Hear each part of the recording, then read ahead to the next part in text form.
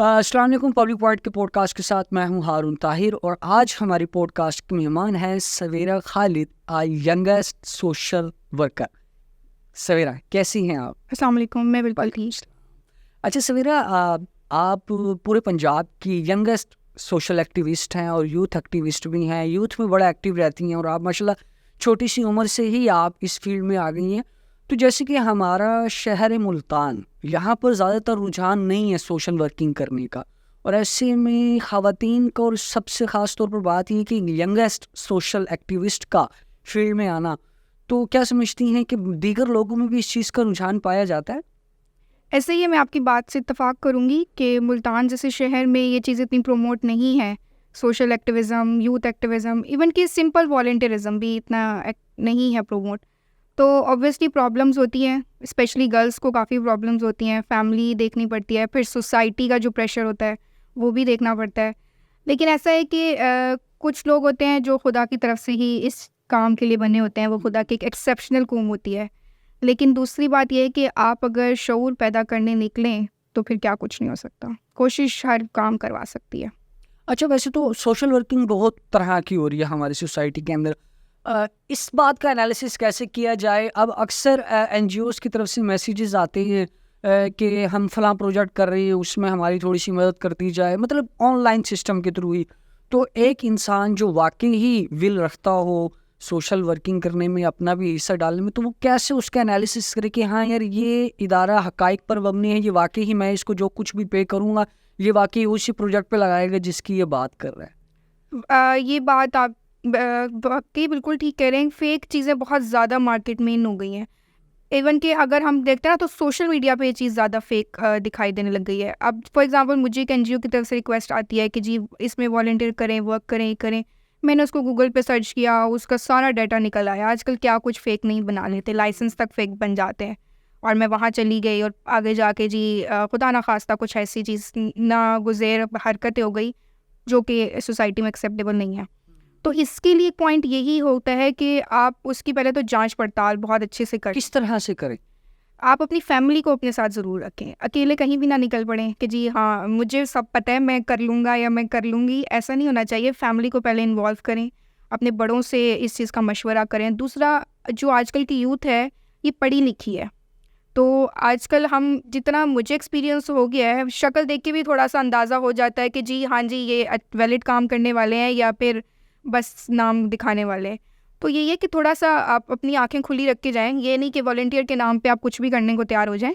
तो चीज़ों को थोड़ा ऑथेंटिक वे से लेके चलें। अच्छा, सोशल वर्किंग बेसिकली है क्या? मतलब आई मीन, अगर एक इंसान खुद को वॉलंटियर बनाकर लोगों की खिदमत करना चाहता है और उसके पास कोई ऐसा प्लेटफॉर्म भी नहीं है, लाइक कोई भी नॉन प्रॉफिट ऑर्गेनाइजेशन के वो उसका हिस्सा बनकर लोगों की फलाह बहबूद के लिए काम करे, तो as being a individual person, male और फीमेल की सूरत में हम कौन से ऐसे इनिशिएटिव्स ले सकते हैं जिनको करके हम खुद को एक वॉलंटियर के तौर पर माशरे का हिस्सा बना सकते हैं फॉर द सोशल कॉज? हाँ, देखिए आप अपने घर में, आपके हर घर में मुलाजिम काम करते हैं।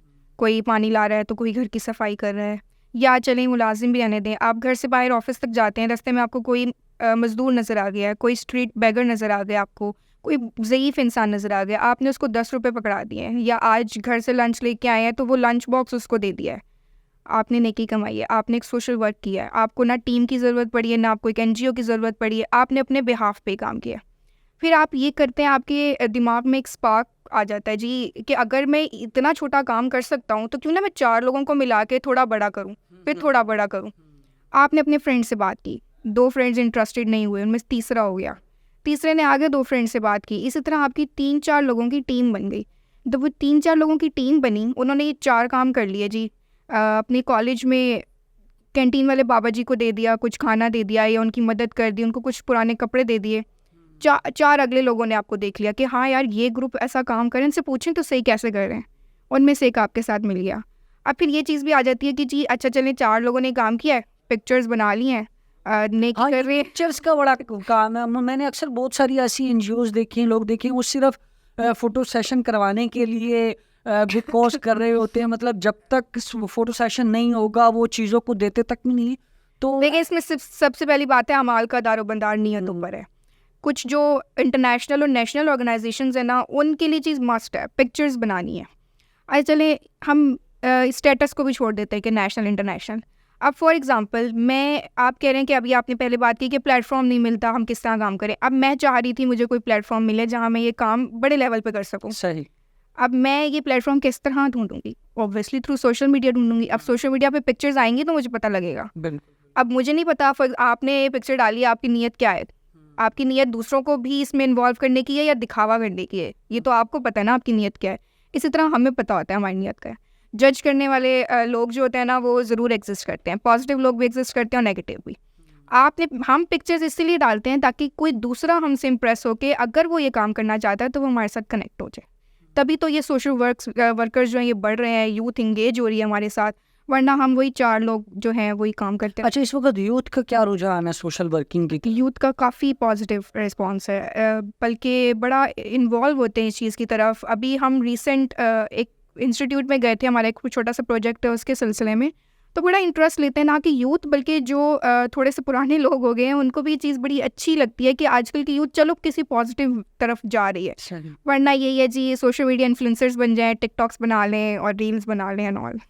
अच्छा, अगर सोशल मीडिया इन्फ्लुएंसर की बात आपने कर दी है तो सोशल मीडिया इन्फ्लुएंसर बनने के लिए इंसान किस तरह के कंटेंट पे काम करे? मतलब जो सोशल मीडिया के प्लेटफॉर्म पे रहते हुए हम लोगों की फलाह बहबूद के लिए उस पे काम कर सकते? देखिए, सोशल मीडिया इन्फ्लुएंसर भी बहुत से तरह के हैं। कुछ जी मॉडल्स हैं, कुछ रील्स बना के कर रही हैं, या कुछ फैशन उसमें आ गई हैं। अगर आप as a social worker social media influencer बनना चाहते हैं तो वो यही काम है, आपको पिक्चर वीडियो तो अपलोड करनी पड़ेगी। डेफिनेटली। फिर आपको नेगेटिव फीडबैक्स भी मिलेंगे कि जी हाँ नेकी कर दी है, अब PR लोगों को दिखा रहे हो और ये क्या नेकी है, सारी गंवा दी है। तो एक कान से सुन के दूसरे कान से निकालना भी बहुत ज़रूरी है अगर कुछ करना है तो कंटेंट आपका यही है कि वैलिड रखें, फेक कंटेंट ना बनाएं। फेक कंटेंट कितना अर्सा तक बना लेंगे, कभी ना कभी तो वो बंद हो गई। बिल्कुल ऐसा ही। अच्छा, जिस तरीके से देखा जा रहा है कि NGO सेक्टर्स के साथ नंबर ऑफ़ पीपल्स अब जुड़ रही हैं, डेफिनेटली बात है, हर इंसान को अपनी लाइफ का सर्कल चलाने के लिए इनकम भी ज़रूरी होती है। तो ज़्यादातर देखा यही जाता है कि जो NGO सेक्टर्स में लोग काम कर रहे होते हैं वो प्रोजेक्ट बेस पे चलते हैं। मतलब महीने का प्रोजेक्ट, 2 महीने का प्रोजेक्ट, 3 महीने का प्रोजेक्ट, और उसके बाद प्रोजेक्ट ख़त्म हो जाता है और बंदा फ्री हो जाता है। तो ऐसी सूरत हाल के अंदर एक इंसान जो सोशल सेक्टर के साथ जुड़ने जा रहा है वो लॉन्ग टर्म अपना सर्वाइवल कैसे मुमकिन बनाए? देखिए, एक जगह टिक के नहीं बैठे रहें। अगर आपको एक प्रोजेक्ट मिल गया है तो आपने यहीं स्टॉप नहीं हो जाना कि अब ये प्रोजेक्ट मिल गया, जब ये ख़त्म होगा ना फिर कुछ नया देखूंगा। तो ये चीज़ बहुत मुश्किल हो जाएगी, और आजकल की भागती ज़िंदगी में तो ऑब्वियसली बहुत मुश्किल हो जाएगी। अगर आपको एक जगह से अपॉर्चुनिटी मिली है ना, तो आप उससे बेहतर की तलाश ज़रूर करें। ऐसी बात नहीं है कि जो अपॉर्चुनिटी मिली है वो कम है, उसको ग्रैब ज़रूर करें, क्योंकि एक्सपीरियंस होगा, और जब तक एक्सपीरियंस नहीं होगा आपको बेहतरीन भी नहीं मिलेगी। तो मैं खुद भी यही करती हूँ और मैं सजेस्ट भी यही करूँगी कि एक चीज़ पे ना रुक जाएं, मल्टीपल चीज़ों को ग्रैब करने की कोशिश करें। लेकिन मल्टीपल चीज़ों को जब आप ग्रैब कर रहे हैं तो फिर ये भी ना हो कि सबकी तरफ लग के आप कुछ भी ना कर सकें। इतना अपने ऊपर आप ये स्ट्रॉन्ग बिलीफ रखें कि अगर मैं 4 चीज़ों में इंटरेस्ट ले रही हूँ और मैं 4 कर सकती हूँ, तभी आप करें। अब फॉर एग्जांपल एक प्रोजेक्ट ख़त्म हो गया जी 3 महीने बाद, अब मैं बैठ गई हूँ हाथ पे हाथ रख के कि अब मुझे तो सोशल वर्क करना था, अब मुझे कुछ नया ढूंढना पड़ेगा। ऐसा भी होता है कि अगर आपने उस प्रोजेक्ट में बड़ी एक्सीलेंसी दिखाई है तो आपको डिफरेंट NGO से ख़ुद भी ऑफर्स होती हैं, डिफरेंट ऑर्गेनाइजेशन से ख़ुद भी आपको कॉल्स या इंटरव्यूज़ या आती हैं इस तरह से, तो आप उनको भी अवेल कर सकते हैं। एक दफ़ा नाम कमाना है पॉजिटिव वे में तो फिर तो अपॉर्चुनिटीज़ आती रहती हैं। अच्छा, आपका अपना कितना एक्सपीरियंस रहा है अब तक, और माशाल्लाह बड़ी ही यंग एज में आप इस फील्ड में आ गई, तो किन किन प्रोजेक्ट्स पे अब तक काम कर चुकी हैं? मैंने मैट्रिक से छोटा मोटा सोशल वर्क स्टार्ट किया था, बट एक इंटरनेशनल फोरम पे मैं 2021 से आई हूँ। लियो क्लब इंटरनेशनल प्रोग्राम मैंने 2021 में ज्वाइन किया था। मैंने इसमें मल्टीपल प्रोजेक्ट्स किए हैं और मल्टीपल एक्सपीरियंसेस भी हुए हैं मुझे, और आई ओपनिंग एक्सपीरियंसेस अगर मैं कह दूँ तो मैंने कुछ जो मेरी ज़िंदगी के बेहतरीन एक्सपीरियंसेस हैं उनमें कुछ मेडिकल कैंप्स हैं। अच्छा। मेडिकल कैंप्स में हर तरह के बच्चे आते हैं, हर तरह के पेशेंट्स आते हैं, और हम घर में ज़रा सा बुखार हो जाता है तो हम माँ बाप के लाडले हो जाते हैं कि हमें बिल्कुल गोद में उठा कर ट्रीट किया जाए। और वहाँ पे तो मल्टीपल पेशेंट्स आते हैं और वो हर पेशेंट ये चाह रहा होता है कि उनसे ज़रा आराम से प्यार से बात की जाए। अब जाहिर है डॉक्टर के पास इतना टाइम नहीं होता कि वो 100 पेशेंट्स को जी आराम से उनसे बात भी करें, उनका इलाज भी करें, उनको ऑपरेशन भी करें और तो वहाँ पे जब मैंने वॉलंटियर सर्विस फ़र्स्ट टाइम दी ना, मैं गई थी सुबह 8 बजे और मैंने कहा था मैं 11 बजे तक घर आ जाऊँगी। सही। मैंने 2 बजे अपने घर कॉल किया कि मैं रात को आऊँगी, अभी यहाँ पे और पेशेंट्स आ रहे हैं और मुझे बड़ा इंटरेस्ट हो रहा है। अब ज़ाहिर है मैं फ़र्स्ट टाइम गई हूँ, फैमिली थोड़ी-सी वो परेशान सी हो गई कि भाई खैर है, कहाँ हो, कब आओगी? मैंने कहा ये सारा कुछ मामला ठीक है और मैं बड़े सेफ हैंड फीमेल्स को तो काफ़ी तरह की प्रॉब्लम्स फेस करनी पड़ती है। ऑब्वियसली करनी डेफिनेटली पड़ती है। बात है, सोशल वर्किंग करना है, आपने सोसाइटी में भी रहना है, मुख्तलिफ तरह के लोगों, तो फिर ऐसी सिचुएशन में कैसी चीज़ों को आप जो है वो कंट्रोल करती हैं और कैसे स्टेबल रह पाती यकीन दिलाना पड़ता है और स्टिल फैमिली को, ज़ाहिर है फैमिली आपकी, अब मैं अगर अपनी फैमिली की बात करूं, जो हमारे पेरेंट्स हैं वो इस जनरेशन की नहीं है, हैं? उनको चीज़ों हाँ, को ज़ाहिर समझने में टाइम लगता है और सोशल वर्क वैसे ही इतना इन नहीं होता। तो मेरी फैमिली में सोशल वर्क में मैं ही इन्वॉल्व हुई हूँ ज़्यादा। तो शुरू में तो बहुत समझाया था कि ये ऐसे होता है, ये वैसे होता है। अल्हम्दुलिल्लाह मेरे फादर बहुत सपोर्ट करते हैं। मामा अक्सर गुस्सा कर जाती हैं कि भाई देर से आ रही हो और पता नहीं कहाँ किन प्रोजेक्ट्स, संडे को भी तुम घर पे नहीं हो ना, संडे इज़ वर्क डे हाँ, होता है, बिल्कुल ऐसे। घर पे रहना है, तो अक्सर संडे को भी मुझे जाना पड़ता है। तो ये है कि फैमिली का सपोर्टिव होना बहुत ज़रूरी होता है और इस चीज़ को समझाने में वक्त भी लगता है और समझने में भी। कुछ चीज़ों पे आपको कॉम्प्रोमाइज़ करना पड़ता है, कुछ चीज़ों पे फैमिली को समझाना पड़ता है, तो बैलेंस होकर चलता है। अच्छा, सोशल वर्किंग में ज़्यादातर आप अगर हम जेंडर वाइज देखें तो मेल्स का ज़्यादा आपने रुझान देखा है या फीमेल्स बढ़ चढ़कर इसमें का हिस्सा लेती है? इसमें फीमेल्स बहुत बढ़ चढ़ के हिस्सा लेती किस तरह से? फीमेल्स को ना शायद खुदा की तरफ से चीज़ों की तरफ बहुत सेंसिटिव होती हैं फीमेल्स, तो वो बड़ी जल्दी फील कर लेती हैं ये चीज़ें।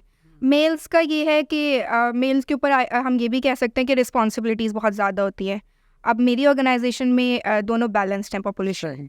लेकिन मेल्स नो डाउट बहुत बहुत ज़्यादा हाई पोस्ट पे भी हैं, काम भी बहुत करते हैं, लेकिन जो फीमेल में जो एनर्जी है ना वो मेल्स में भी नहीं है। तो ये चीज़ें बैलेंस, अब मैं कहती हूँ कि पर्सनैलिटी पे डिपेंड करता है आपकी, कि आपकी पर्सनैलिटी ऐसी हो। अच्छा सर, ये बताएं, अब जिस तरीके से महंगाई बहुत ज़्यादा है आजकल और हर इंसान का जो रोज़गार है वो इतना नहीं है कि वो अपने तमाम तरह अखराजात को पूरा कर ले, लेकिन ये भी है कि हमारी सोसाइटी में बहुत से ऐसे लोगों साहिब इस्तिताअत हैं।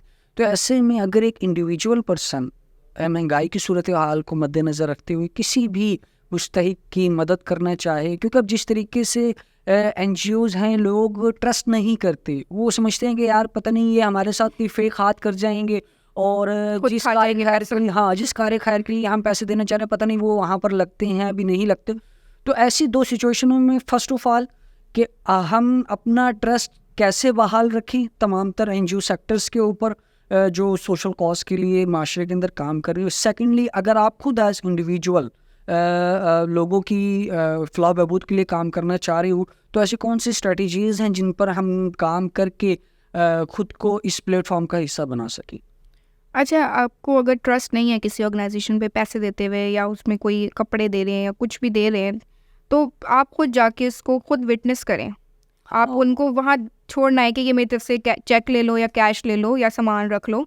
आप उनको कहें जी ये मेरा सामान है या पैसे ये मैंने पहुँचाने हैं।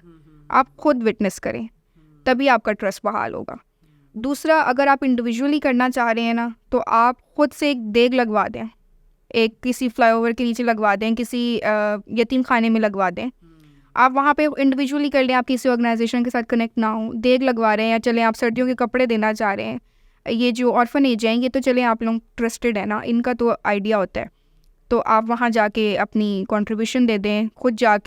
खुद जाएंगे तो जाहिर है आपको ट्रस्ट रहेगा। अब फॉर एग्जांपल अलखिदमत का बहुत नाम है सोसाइटी में, लेकिन चलें कुछ लोग उस पर भी ट्रस्ट नहीं कर रहे, तो आप अलखिदमत के साथ जाके उस चीज़ को खुद विटनेस कर लें कि मैं साथ चलूँगा और फिर करूँगा, तो फिर तो इसमें तो कोई प्रॉब्लम नहीं होगी कि हाँ ये पैसे हमारे डूब जाएंगे या लेके भाग जाएंगे।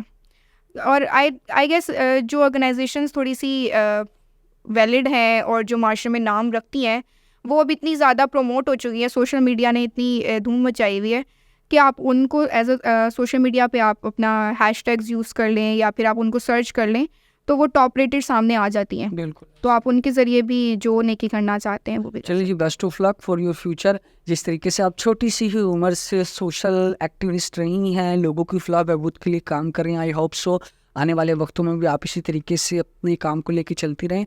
और मैं ये भी चाहूँगा कि हमारे देखने वालों में बहुत सी हमारी जो व्यूवरशिप है वो यूथ की तरफ से आती है, तो डेफिनेटली बात है, हर इंसान के अंदर एक जज्बा होता है कि वो भी वॉलंटियरली काम करें। तो हमारी यूथ को क्या पैगाम देना चाहेंगी as the youngest social activist and youth activist? Youth को मैं सिर्फ एक ही पैगाम दूंगी कि दुनिया चाहे जो मर्ज़ी करे, आपकी कोशिश से कोई भी ना, तमाम लोग खुश नहीं होंगे, कोई ना कोई उंगली उठाने वाला ना ज़रूर होगा, तो बस आपने उसकी उंगली को दबाना। थैंक यू सो मच सवेरा कि आपने पब्लिक पॉइंट को टाइम दिया। अल्लाह हाफिज़।